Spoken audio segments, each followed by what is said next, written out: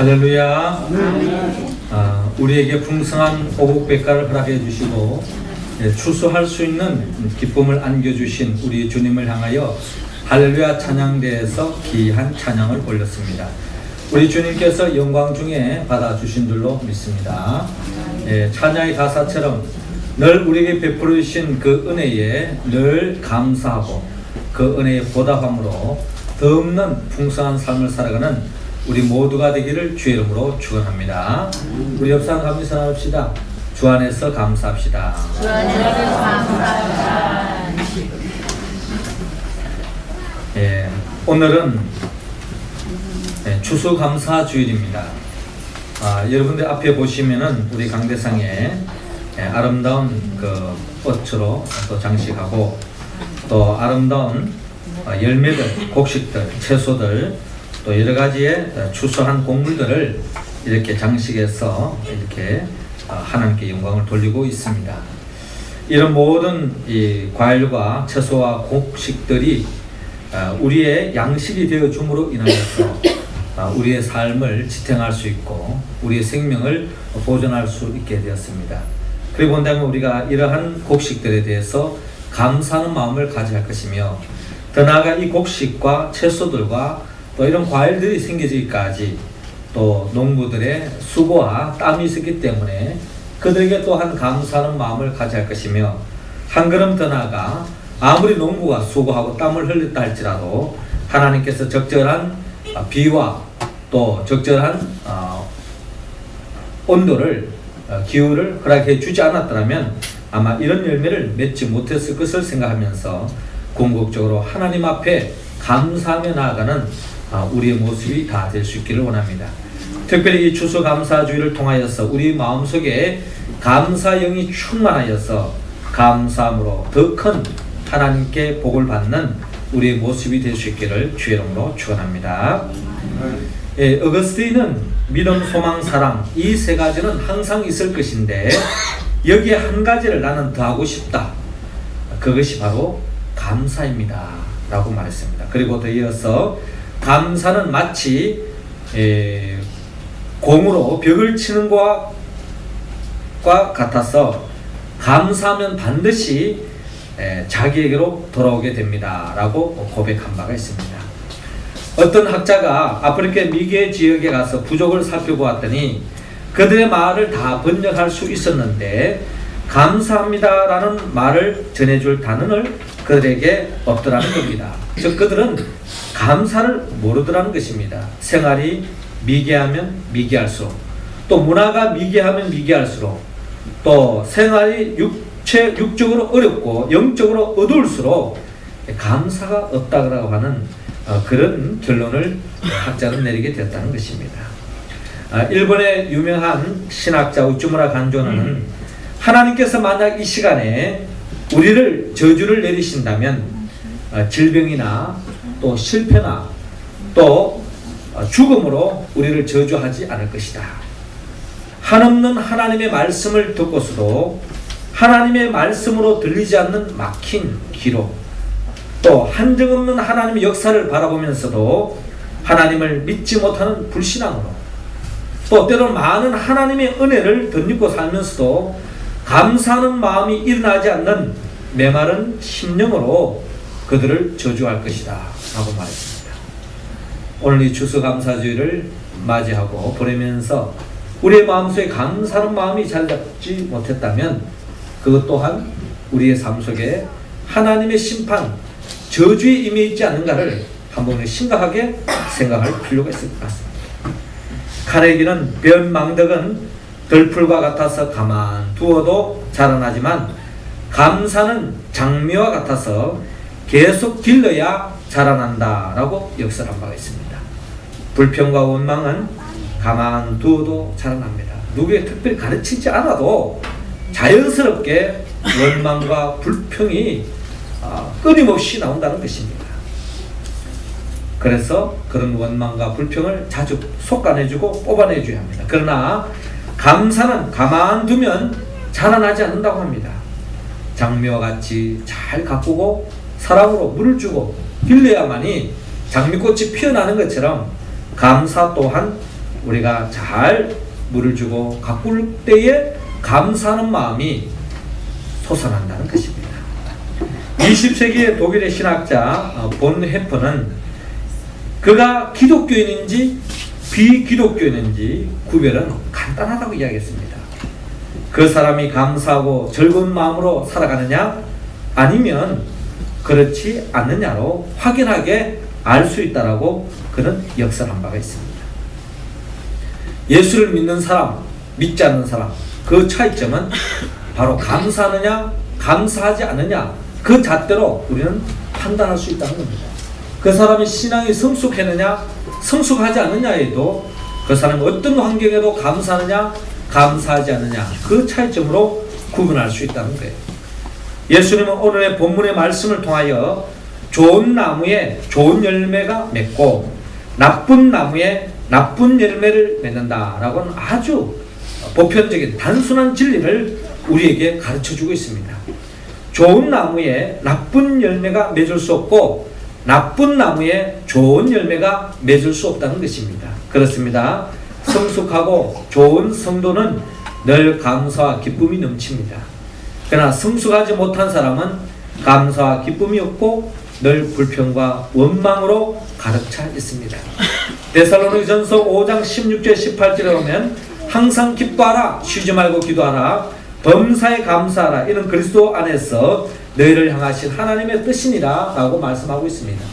이 말씀에 비추어 볼 때 주님 안에서 좋은 나무로서의 성도는 결국 주님 안에서 어떠한 형편 속에도 범사에 감사하는 사람, 그 사람이 바로 성숙한 그리스도니요 건강한 신앙인이요 하나님이 기뻐하는 신앙인의 모습이다. 성경의 표현처럼 좋은 나무로서 성도라 라고 말씀하고 있습니다. 하나님은 이 시간 우리 모두가 성숙하고 좋은 성도로서 감사의 열매를 맺기를 원합니다. 오늘 특별히 본문을 중심으로 해서 우리는 어떤 감사의 열매를 맺어야 할 것인가 몇 가지 생각해 보기를 원합니다. 하나님은 오늘 본문 15절에서 16절을 통하여 역경 속에서 감사하라고 우리에게 말씀하고 있습니다. 자, 16절 말씀 우리 같이 한번 읽어봅시다. 시작. 그 열매로 그들을 알지니 다시 나무에서 포도를 또는 엉겅퀴에서 무화과를 따겠느냐. 아멘. 저를 따라 하시기 바랍니다. 역경 속에 감사합시다. 역경 속에 감사합시다. 미국의 남가주 대학 심리학자 골드 교수의 회고록에 보면은 성공하는 사람들의 5가지 습관의 글이 나타나 있습니다. 간략하게 요약해 보면 첫째, 걸음걸이가 빠르다고 합니다. 걸음걸이가 빠른 것은 성취욕과 부지런함을 보여준다는 겁니다. 둘째로 앞자리에 앉거나 앞쪽에 씁니다. 앞자리에 앉는다는 것은 적극적이고 진취적이고 또 뒷자리에 앉는다는 것은 소극적이고 또한 방관적이라는 것입니다. 셋째로 시선을 집중시킵니다. 강의 시간이나 대화할 때 상대방의 눈을 바라보고 시선을 집중시키는 사람, 이러한 사람은 자기 전공 분야에도 집중력이 강하고 학업 성취력이 월등하고 앞설 가능성이 높다라고 합니다. 그리고 넷째로 항상 웃음 띤 얼굴입니다. 웃음은 좋은 인간관계를 맺게 해준다. 그리고 다섯째로 모든 일에 긍정적으로 생각하고 표현한다는 것입니다. 특별히 고통당할 때나 낙심할 때에 누구를 원망하는 사람은 발전이 없다는 것입니다. 타락한 인간의 실상을 보면 아담과 하와가 범죄한 이후로 그들의 모습을 보면 그들의 범죄한 사실을 자기에게 책임 묻지 않습니다. 남에게 책임 전가를 쓰게 됩니다. 누구 때문에 내가 이렇게 되었다라고 신세 타령하고 있는 것이 죄인의 삶의 특징이라는 것입니다. 그런 사람들은 진정한 성공으로 나아가는 사람에서 제외될 수밖에 없다는 거죠. 16세기 일본의 무왕들 중에 하나였던 다다오키 호사카오는 한 신하로부터 이런 질문을 받았습니다. 폐하께서는 어떤 사람이 가장 유능하다고 생각합니까? 그러자 다다오키는 대답합니다. 아카시아만의 굴같은 사람이요 라고 한마디로 이야기했습니다. 아카시아만의 굴같은 사람이 어떤 사람인가? 모든 신하들이 고개를 갸우뚱시리고 나도 궁금해하고 있었습니다. 이때 마침 한 신하 중에 이 아카시아만의 이 굴에 대해서 잘 알았던 신하가 있었습니다. 그는 이렇게 설명했습니다. 아카시아만은 폭풍우가 심해서 거센 파도가 그곳에서 서식하는 굴들을 이리저리 때린다고 합니다. 이 때문에 아주 맛이 좋은 굴이 생산되고 있지요. 이렇듯이 유능한 사람은 역경을 딛고 탄생한다는 말씀입니다. 이렇게 설명하면서 이 호사카오의 뜻을 전달했다고 합니다. 우리의 삶 속에 다 폭풍우를 원하는 사람은 아무도 없을 것입니다. 마치 순풍의 돛담배처럼 모든 일이 순탄하고 순조롭게 다 진행되기를 우리는 다 꿈꾸고 또 그렇게 바라고 기도하며 살아가지 않습니까? 그러나 이처럼 폭풍우가 우리의 삶을 더욱더 연단시키고 우리의 삶을 더욱더 주님 앞에 바로 세우게 하는 그런 역할을 한다는 겁니다. 우리가 요업의 고백을 보더라도 나의 가는 길을 오직 그가 아시나니 그가 나를 단련하신 후에는 내가 정금같이 나오리라 라고 고백하고 있지 않습니까? 요업에 얼마나 많은 어려움과 시련이 있었습니까? 그러나 그 시련과 역경을 뛰어넘어서 그는 주님 안에서 그 모든 것이 허락되었기 때문에 주님께서 내 삶에 이와 같은 고통을 배연하실 때는 뜻이 있다는 겁니다. 그래서 욥은 하나님의 그 뜻을 붙잡고 정금같이 나오리라 하는 그 믿음으로 그 시련과 역경을 이겨나감으로 마침내 지난날에 그가 누릴 수 없었던 그 갑절 이상의 복을 누렸던 것을 바라봅니다. 혹 여러분들의 삶 속에 감당하기 힘든 역경이 있습니까? 주 안에서 감사하시기 바랍니다. 주님은 그 역경을 통해서 여러분들의 삶을 연단시키시고 여러분들의 상상을 뛰어넘는 더 축복의 길로 인도해 주실 줄로 믿으시기 바랍니다. 아프리카 어느 곳에는 묵직한 돌을 짊어지고 가야만이 건널 수 있는 강이 있다고 합니다. 왜냐하면 그 강의 물살이 너무나 세기 때문에 그냥 혼자 지나가면은 그 물살에 떠내려갈 수밖에 없다는 거예요. 그래서 그 강을 건널 때는 묵직한 정말 자기 몸도 주체하기 힘들 정도로 그 무거운 돌을 이렇게 안고 가야만이 그 물살에 휩쓸리지 않고 그 강을 건널 수 있다고 합니다. 우리의 삶도 때를 따라 우리가 너무 편하고 안일하면 결국 세상 유혹에 빠질 때가 있습니다. 세상 물결에 휩쓸려서 파멸에 치달을 수밖에 없습니다. 그래서 하나님은 때를 따라 우리에게 시련과 고통을 주기도 합니다. 그래서 그것을 통해서 더욱더 하나님을 의지하게 합니다. 하나님만 바라보게 합니다. 하나님 앞에 전적으로 매달린 그 인생은 어떤 환난과 시련을 이겨나가는 거죠. 그래서 주님 안에서 연단받음으로 결국에는 주님 앞에서 더 없는 감사하는 삶, 가치 있는 삶으로 나아간다는 것입니다.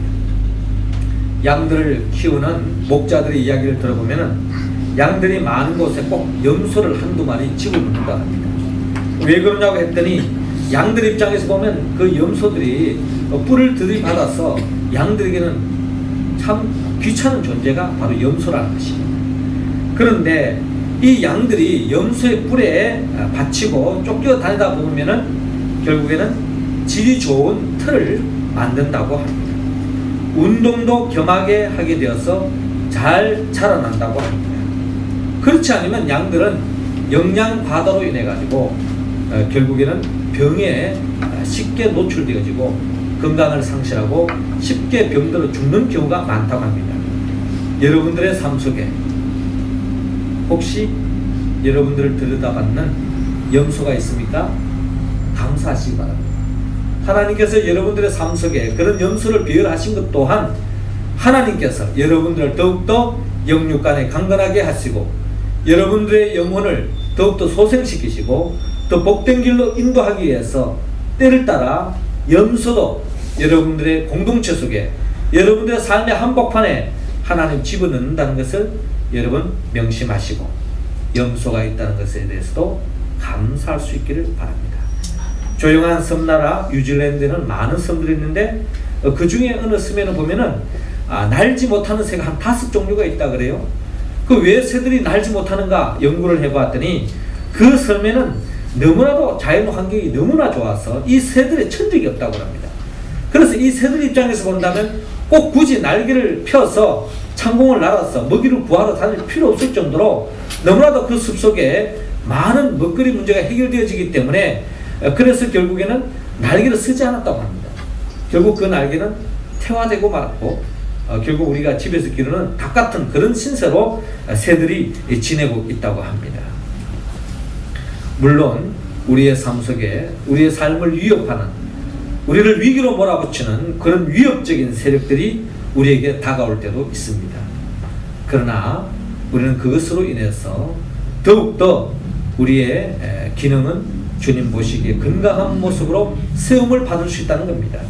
때를 따라서 우리에게는 좋은 게 결국 좋은 것이라 하는 생각을 가질 때도 있지만 좋은 게 결국 좋은 게 아닐 수도 있다는 것입니다. 안일한 삶을 무기력하게 하지만 시련은 결국 새를 날아오르도록 합니다. 이렇듯 시련은 우리의 삶을 높이 끌어올리는 필요의 요소라는 것입니다. 눈물 젖은 빵을 먹지 않은 사람과 인생을 논할 수 없다라는 말이 있는 것처럼 시련과 고통을 겪은 사람은 인생의 의미를 잘 깨우칩니다. 폴 투르니에는 그의 창조적 고통이라는 그 책을 통해서 이런 이야기를 합니다. 우리가 진정으로 좋은 날씨를 느끼려면 그것이 오랫동안의 악천 후 뒤에 와야만 한다. 마찬가지로 우리는 불경기를 겪고 나서야 비로소 호경기를 감사할 수 있게 됩니다. 라고 역설한 바가 있습니다. 피할 수 없는 고통이지만 어찌할 수 없이 다가오는 환난이지만 우리가 담대할 수 있는 것은 주님이 세상 끝날까지 우리와 함께 하시겠다는 것입니다. 우리의 삶 속에 때를 따라 늘 악천후가 없는 그와 같은 좋은 날씨만 우리의 삶 속에 배열되어진다면 우리 사람은 늘 감사할 것 같잖아요. 왜 내게 이런 악천후가 있느냐? 그것 때문에 원망하고 불평할 수도 있을 것입니다. 그러나 우리는 늘 좋은 날씨 속에서 감사하는 마음을 쉽게 잃어버리는 것이 우리 인간의 속성이라는 거예요. 늘 호경기가 진행되어지면 그런 경제적으로 호경기 속에서 더 감사할 것 같죠? 우리가 아는 바 경제적 수준이 높을수록 자살률이 더 높다는 것은 일반적인 보편적인 통계입니다. 그리고 본다면 환경이 좋다고 해서 우리가 늘 감사할 수 있는 게 아닙니다. 믿음의 사람은 악천후 속에서도 감사하는 마음을 잊지 않는다는 것입니다. 기후학자들에 의하면 우리 날씨가 한번 비 오지 않고 늘 좋은 날씨만 1년 내내 진행되면 어떻게 될 것 같습니까? 그것이 바로 사막이라고 합니다. 1년 내내 비 오지 않는 곳, 늘 좋은 날씨, 그것이 바로 사막화 될 수밖에 없어요. 우리의 삶 속에 비도 오지 않고 비바람이 몰아치지 않고 늘 좋은 날씨만 우리의 삶 속에 배열되어지면 우리의 인생은 사막화될 수밖에 없고 그 땅 생명도 살 수 없는 죽음의 땅이 될 수밖에 없는 것이 바로 우리 인생의 삶의 자라는 것입니다. 믿음의 선배 요셉의 삶에는 엄청난 어려움이 있었습니다. 감당치 못할 정도로 억울한 일을 당했습니다. 그러나 요셉의 삶을 들여다보십시오. 어느 한순간 그 누구를 원망하거나 불평하는 흔적이 성경 어디를 들여다봐도 찾을 수가 없습니다. 그는 그 사람을 바라보았다면 충분히 원망할 수 있잖아요. 그러나 그는 하나님을 바라보기 때문에, 하나님을 의지했기 때문에, 하나님을 전적으로 믿었기 때문에 그 삶 속에 배열되어졌던 이 억울한 일도 하나님의 섭리와 계획이 있는 줄로 믿고 모든 것을 그대로 감내했습니다. 그는 밑바닥에까지 내려갔죠. 그 속에서 끝까지 인내하고 원망하고 불평하지 않으므로 하나님께서 그를 존귀한 자로 세워주잖아요. 그래서 총리 대신으로서 그는 억울한 사람, 어려운 사람 마음을 헤아릴 줄 아는 존귀한 사람, 이 세상에 없어서는 안 될 소중한 사람으로 자리매김하는 것을 바라볼 때에 우리의 삶 속에 원치 않는 어려움과 역경이 우리의 삶 속에 다가온다 할지라도 그 속에서 좌절하지 말고 하나님을 믿기에 하나님의 섭리와 계획이 있는 줄로 믿고 이로 인하여 더욱더 주님 앞에 전진하고 축복된 삶으로 나아가는 우리의 모습이 될 수 있기를 원합니다. 그리고 우리는 찬송을 통하여 이렇게 고백하지 않습니까?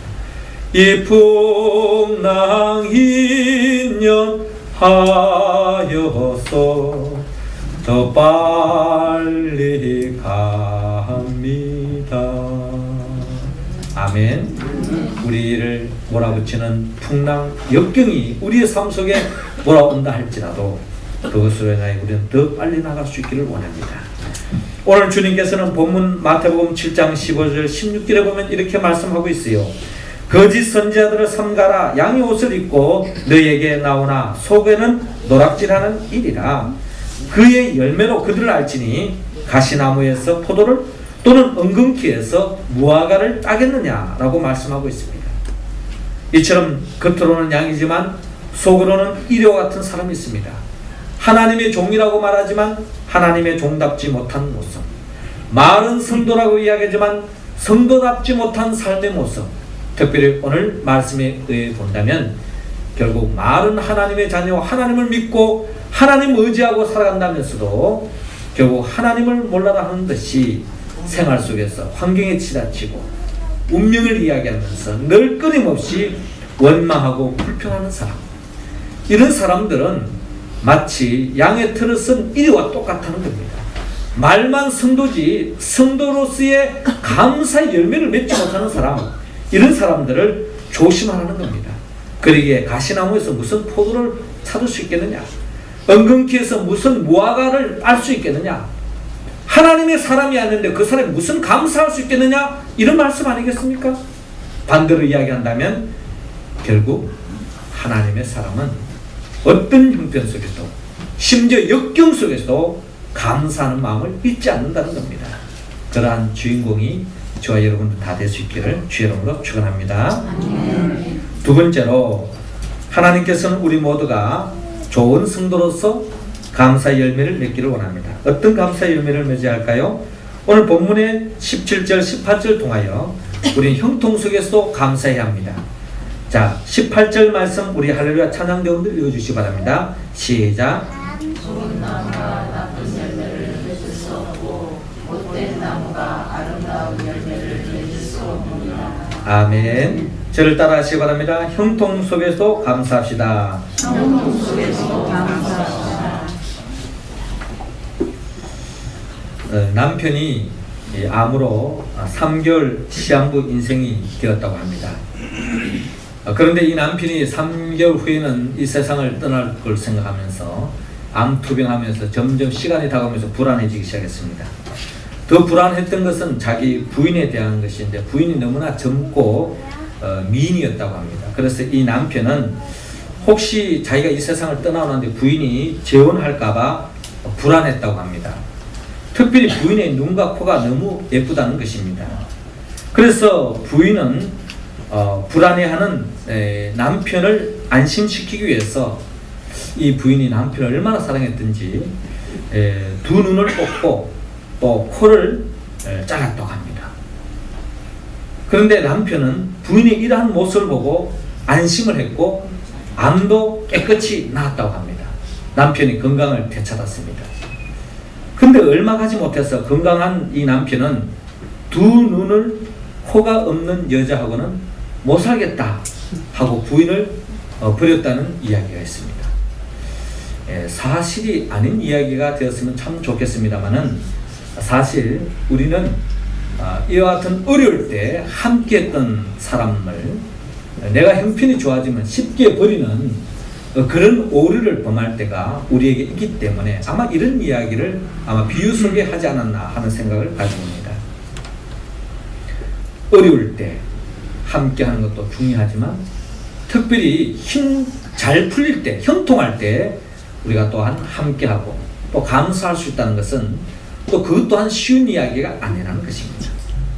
어느 주일날 한 성도님이 예배 후에 목사님을 찾아가서 목사님 생일 선물입니다 하고 조그만 예쁘게 포장할 선물을 전달했습니다. 목사님 좀 당황했습니다. 제 생일이 아직 아닌데요. 그랬더니 사실 오늘 제 생일입니다 하고 성도가 이야기하는 거예요. 아니 성도님이 생일이면 제가 성도님에게 선물을 해야 되는데 어떻게 저에게 선물을 하십니까? 라고 이야기하는 것입니다. 그랬더니 이 성도님이 하신 말씀이 목사님 오늘 제가 예수님을 영접하고 구원받은 지 꼭 1년이 되는 날입니다. 그동안 저에게 귀한 말씀을 먹여주시고 신앙을 자라게 해주신 것에 참으로 감사합니다. 그래서 조그만 선물을 마련했습니다. 받아주세요 하고 말씀하는 것입니다. 이분이 그저 세상적으로 이 육신의 탄생에 대해 생일 개념으로 생각한 것이 아니라 이 구원받은 날짜에 대해서 자기의 영적인 생일로 생각하면서 이렇게 목사님께 감사 표현했다는 겁니다. 받은 은혜에 감사할 수 있는 삶, 참 아름다운 삶이죠. 제가 예전에 섬기는 교회 속에 어느 권사님이 참 저에게 어떤 선물을 하나 받았다고 굉장히 자랑스럽게 여기는, 자랑스러워하는 권사님이 계셨어요. 그래서 그 선물을 어떻게 누구에게 받았습니까? 물어봤더니 사실 해마다 이 선물을 하나씩 받는다는 거예요. 누구에게 받느냐 그랬더니 자기가 예전에 어느 분에게 전도를 했는데 그분이 예수를 믿고 또 신앙생활하면서 집사까지 돼가지고 믿음이 아주 좋은 신앙생활을 하게 된다는 거예요. 근데 그분이 늘 1년에 한 번씩 이 권사님에게 선물을 전달하는데 당신이 아니었다면 내가 어떻게 예수를 믿을 수 있겠느냐, 내가 어떻게 이 교회 생활을 통해서 천국의 기쁨을 내가 맛볼 수 있었겠느냐, 이 권사님 때문에 내가 이렇게 예수 믿게 되어서 팔자 풀렸다, 땡 잡았다 하면서 해마다 이렇게 감사의 표시로 선물을 전달했다고 합니다. 참 행복한 이야기죠. 또 아름다운 이야기 아니겠습니까? 우리에게 이런 받은 은혜에 감사할 수 있는 표현이 참 중요할 것 같아요. 오늘 우리가 추수감사절을 통해서 하나님 앞에 우리가 감사하는 마음 참 중요합니다. 특히 오늘 우리가 이 추수감사 예배를 마치고 나면은 여기에 있는 뭐 과일과 또 채소와 이런 모든 것들을 준비해서 특별히 우리 교회를 섬기는 많은 일꾼들이 있습니다. 또 교회 예배 시간에 우리 찬양대원들이 있고요, 또 찬양단도 있고, 또 챔버단도 있고, 또 반주자로, 또 식당 봉사로, 또 청소하는 모습으로 여러 가지 모습으로 봉사한 분이 많은데 그분들을 위해서 오늘 우리 찬양 예배 후에 식사가 준비되어 있습니다. 그분들은 한 분도 빠짐없이 교회에 나오셔서 같이 주님 안에서 교회가 예배하는 그 식사의 동참으로 교회가 감사를 표현하고 또 그 감사의 기쁨을 누리시기를 바라고, 또 개인적으로 함께 드실 분은 오셔도 아무 관계 없겠습니다. 감사의 시간으로 계속 나가시기를 바랍니다. 옛날에 어느 왕이 나라의 형편을 살피려고 궁궐 밖으로 나가서 순찰을 하게 되었다고 합니다. 그런데 성실하게 열심히 양을 치는 목동 한 사람을 발견하게 되었다고 합니다. 허름한 옷을 입고 차림새는 구차했지만 열심히 일하는 모습을 보고 왕은 그를 궁궐로 데려다가 특히 중요한 돈을 관리하는 일을 맡겼다고 합니다. 이 목동은 왕의 배려에 너무나 감사하고 열심히 일을 했다고 합니다. 그런데 이 목동은 일을 끝나고 꼭 어느 방으로 들어갔다가 나오는 것이었습니다. 평소에 이를 못마땅하게 여겼던 신하들이 왕에게 이 일을 고소했습니다. 그 목동이 나라의 돈을 훔쳐서 몰래 숨겨놓고 있다고 그렇게 누명을 덮어 씌웠습니다. 그래서 왕과 신하들이 그 방을 아는 게 아니라 찾아가 봤다고 합니다. 그 방문을 열고 보았더니 그 방 안에는 목동이 지난날에 과거에 자기가 입었던 허름한 옷과 신발이 놓여져 있었다는 겁니다.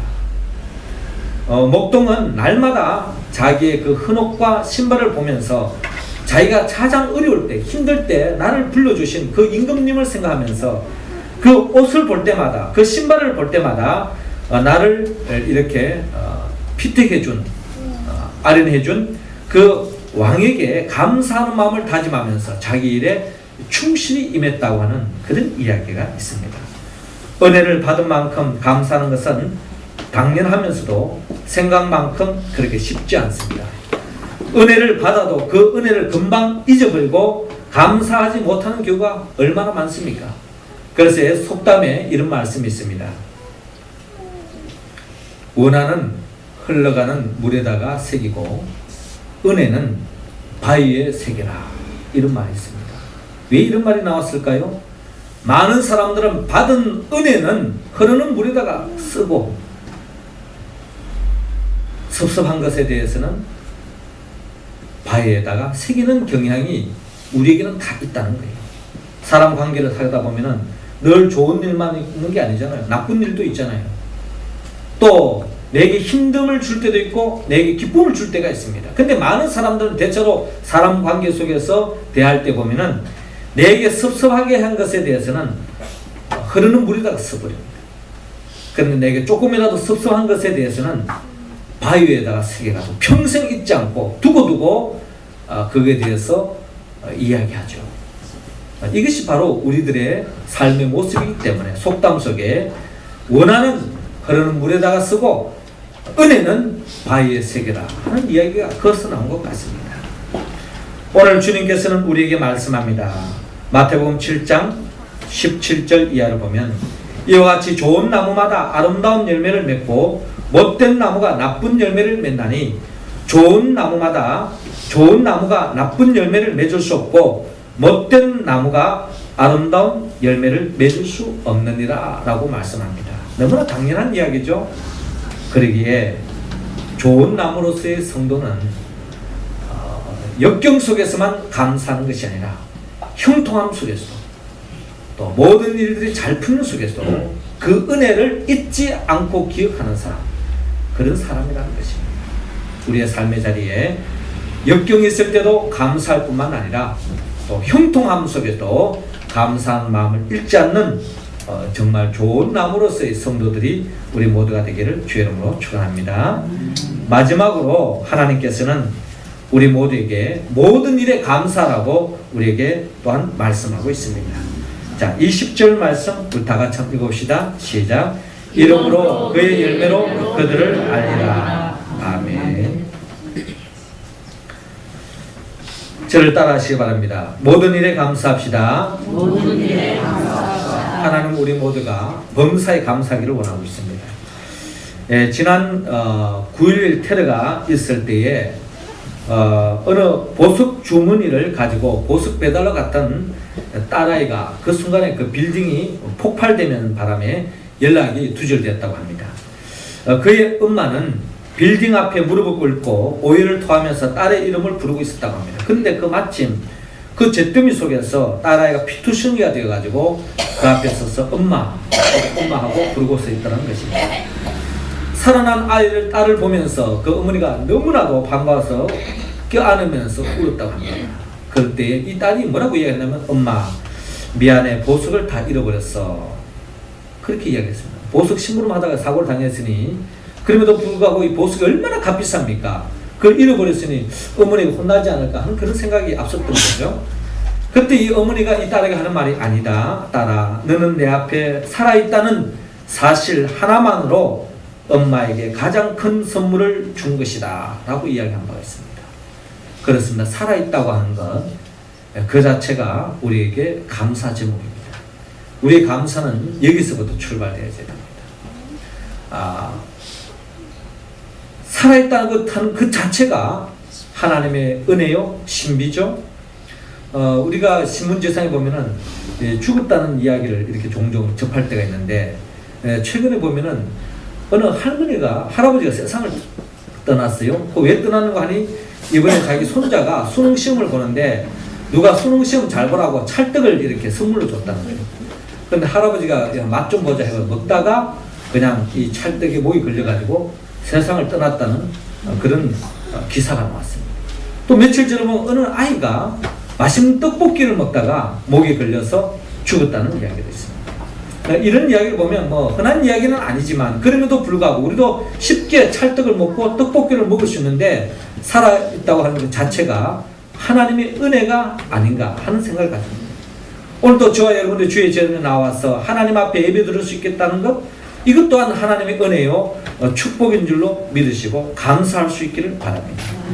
윌리엄 로는 최대의 성자는 고행이나 금욕을 하는 자가 아니라 어떤 환경에도 감사하는 사람이다 라고 말한 바가 있습니다. 루터도 선한 사람은 있는 것에 생각하고 감사하지만 악한 사람은 없는 것을 생각하고 불평한다 라고 이야기합니다.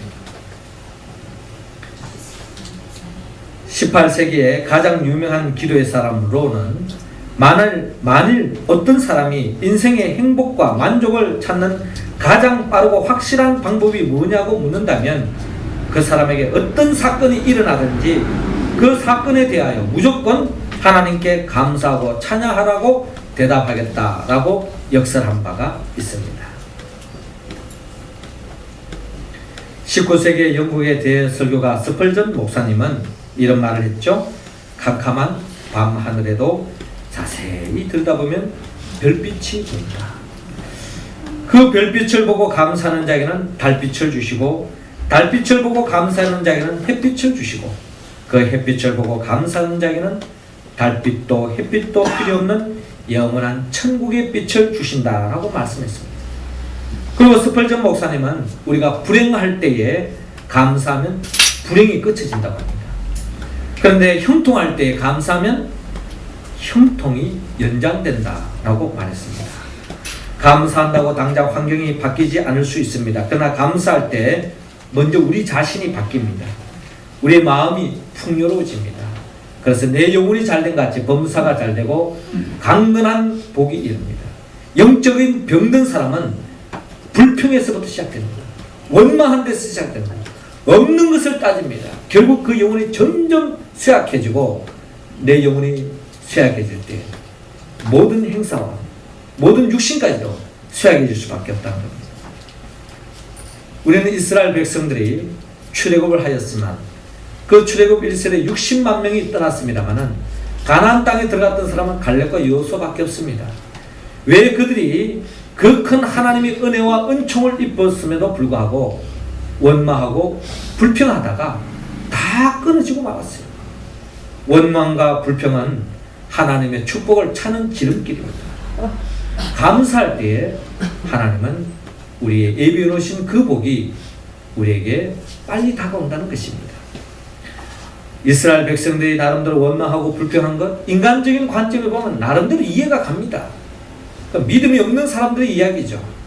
그러나 하나님의 관점에서 본다면 일평생토록 홍해를 건너게 하시고 만나와 메추라기를 허락하시고 구름기둥 불기둥으로 인도하시고 광야에 40년 동안 물걱정하지 않도록 인도해 주신 하나님 앞을 생각할 때에 감사하는 마음, 범사에 감사할 수밖에 없는 거 아니겠습니까? 그럼에도 불구하고 그 은혜를 맛본 중에도 원망하고 불평한 사람이 있었던 것을 생각할 때 그건 남의 이야기가 아니라 우리의 이야기도 될 수 있습니다. 사랑하는 성도 여러분, 오늘 마태복음 7장 19절은 말합니다. 아름다운 열매를 맺지 않은 나무마다 찍어 불에 던지우리라 라고 말했습니다. 결국 원망하고 불평했던 사람은 광야에 다 끊어지고 말았습니다. 마른 성도라고 이야기하고 하나님의 자녀라고 성숙된 성도라고 이야기하면서도 감사하지 않는다면 결국 주님은 찍어버리겠다고 말씀합니다. 우리는 이 말씀 앞에 우리는 한 점 흐트러짐 없이 주님 앞에 칭찬받을 수 있는 좋은 나무에 좋은 열매를 맺듯이 성도로서 하나님의 뜻을 받들어 범사의 감사함으로 하나님께 영광 돌리는 우리 모두가 되기를 주의 이름으로 축원합니다. 기도드리겠습니다. 참 좋으신 하나님 아버지, 이 시간 우리 모두에게 감사영을 더하여 주시옵소서. 일평생을 살아오면서 한 해를 돌이켜볼 때에 감사할 밖에 없습니다. 그 감사가 우리 추수감사절 행사로 머물지 말게 하여 주시고 우리가 일평생토록 주님께 감사하며 그 은혜에 보답함으로 더 큰 하나님의 앞에 감사 제목을 얻고 하나님께 영광 돌리며 나아가는 우리 모두가 되게 하여 주옵소서. 예수님의 이름으로 기도하옵나이다. 아멘. 우리 찬송가 307장 부르면서 우리 준비하신 헌금을 드리겠습니다.